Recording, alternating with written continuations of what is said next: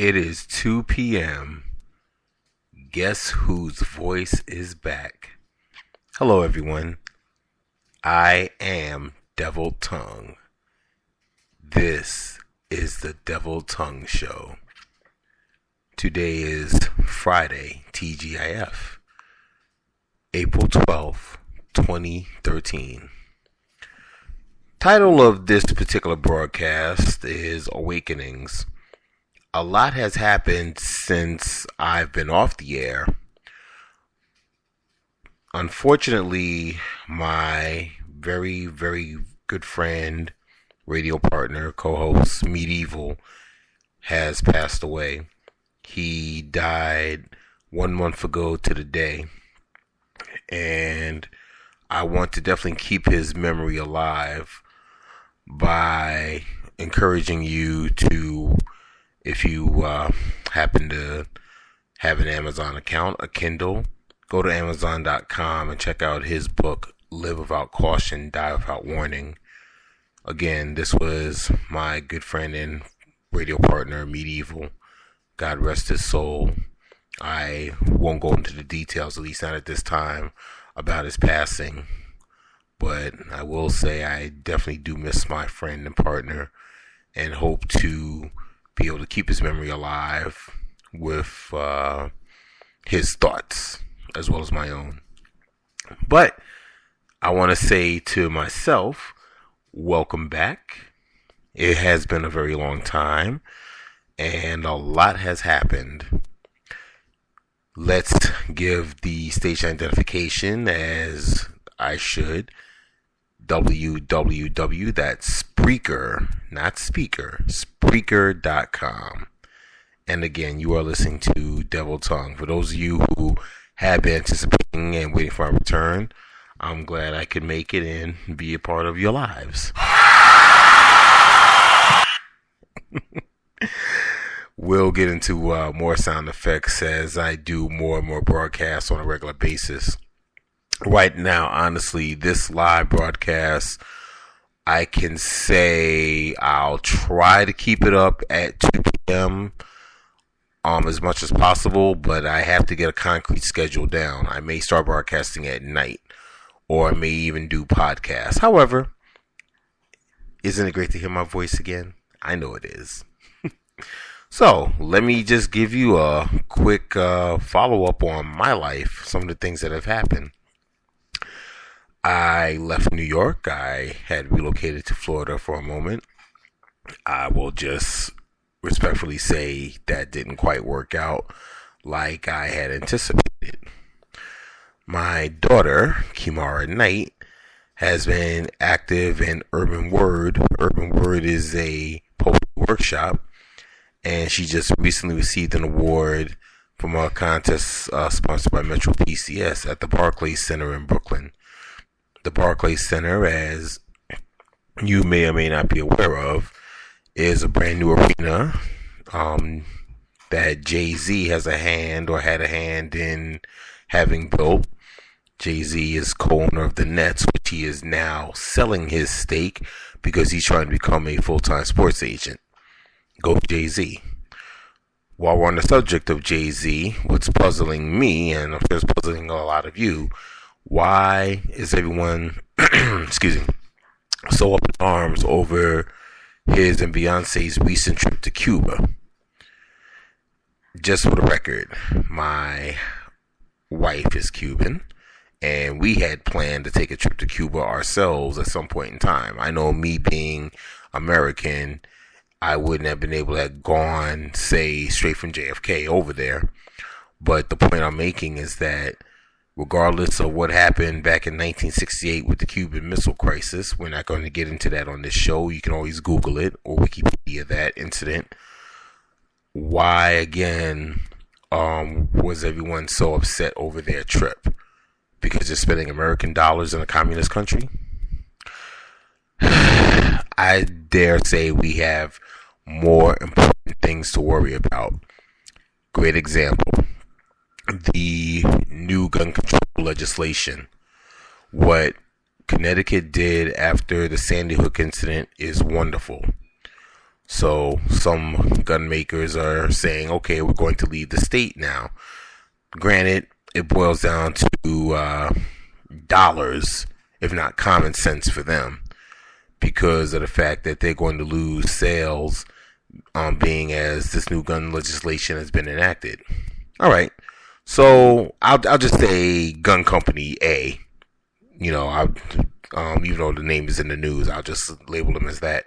If gun company A decides to relocate to Florida, the Carolinas, maybe Texas, where gun laws are still sort of lax, will that help them as far as their own sales? Possibly. They feel they can't get a leg up anymore in Connecticut. But the real issue, everyone, please, I implore you to listen to me and think about this. The real issue is not so much gun control. Okay, so the state says you can't own a gun unless you're in law enforcement. Whatever. The real issue is always going to be mental health.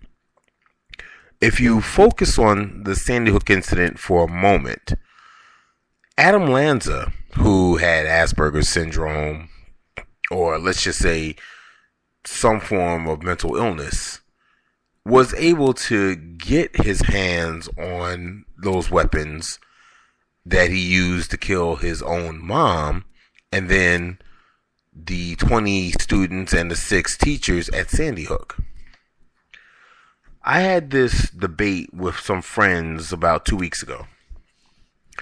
And it boils down to the fact that if a law-abiding citizen passes the background checks, no criminal history whatsoever, gets their hands on a firearm legally, I'm stressing, and then maybe a month later, maybe a year later, they flip out.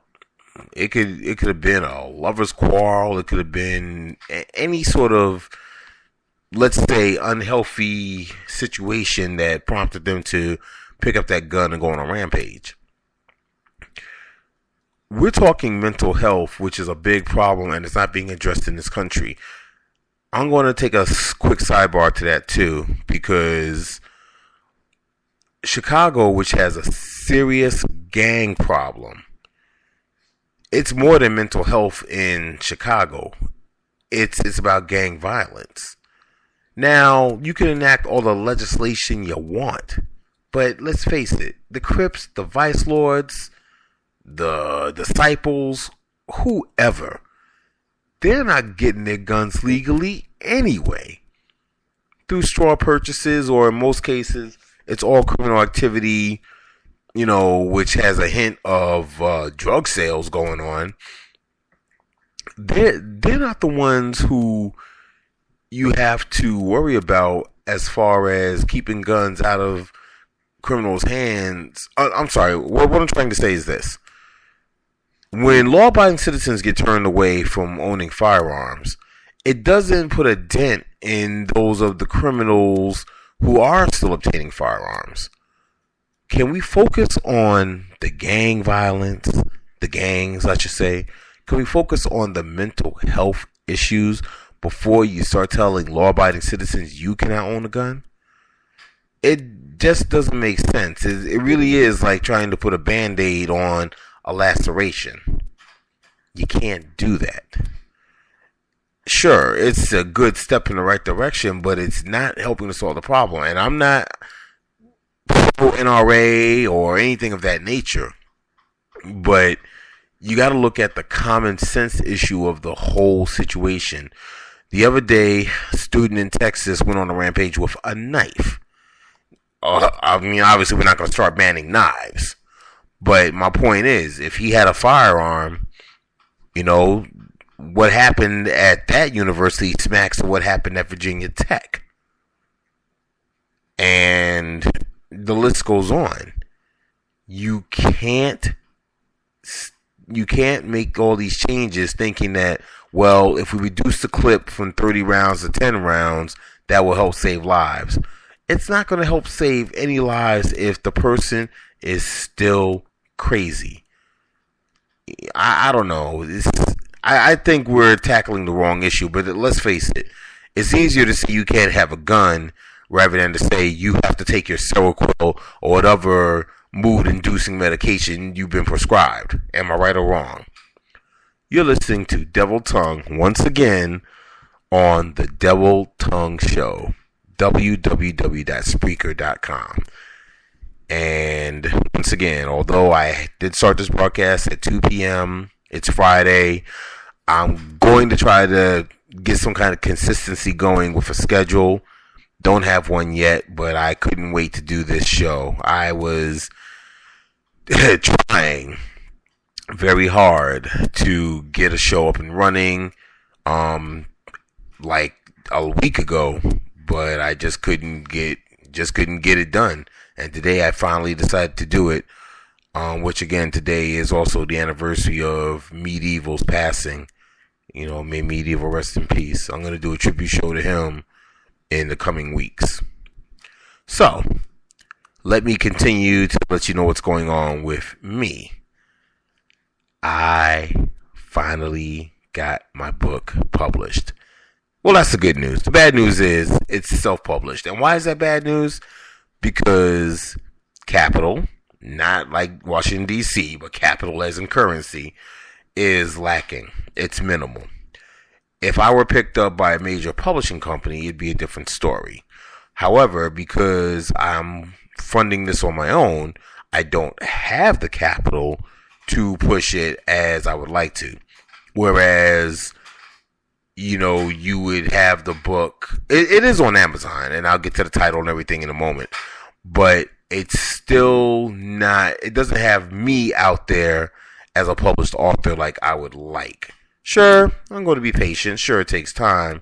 But I'm still hoping to achieve even minimal success by having a major publisher say, we'll pick it up and let you take off. Name of the book is Anti-Drug Matter. The cover, which may seem controversial to some, is a picture of a firearm. It's a revolver, in fact, with a needle through one of the cylinders. Now, whatever thoughts come to your mind when you see that picture, let's just say, you know, that's your beliefs, your thoughts, and I respect them as they are. You can check out the video, which I made about 2 videos for Anti-Drug Matter, actually 3, on YouTube. And just in case you need the web address, it is www.youtube.com. Just type in Anti-Drug Matter. You don't have to type in anything else, and my videos will come up. The premise of the book, well, I don't want to give away too much. Let's just say it is an old-fashioned cops and robbers story. I know that's very vague, but there's a reason why I'm not giving you more than that. I want you to be intrigued and check it out for yourself. It is on Amazon, as I said, Kindle, and I'll be holding actually another free promotion for the book very soon. The print book, unfortunately, I have to pull that offline right now, only because you should be able to see the print without glasses. When it was published, or I should say printed, through CreateSpace, it actually, the font actually got a little smaller than the 12-point font that it was typed up in. Anybody wants to learn how to publish a book, you can go to actually Amazon.com and Kindle. Amazon.com, Kindle, and you can also go to CreateSpace. There's plenty of other resources online which instruct you how to go about publishing your own book. But again, unless you have the money to fund the publishing on a large scale, it becomes a little bit more challenging. You know, anything does when you do it yourself, but you got to believe in yourself. And I do believe in this novel. I feel it's going to be the next great American novel. Will it ever win a Pulitzer? I don't know. Will it ever win a Grammy, an Oscar? I don't know. I can only push it, hope for the best, and hope that you believe in my writing as well. Creative writing has always been one of my skills, one of my pastimes, and I'll just say that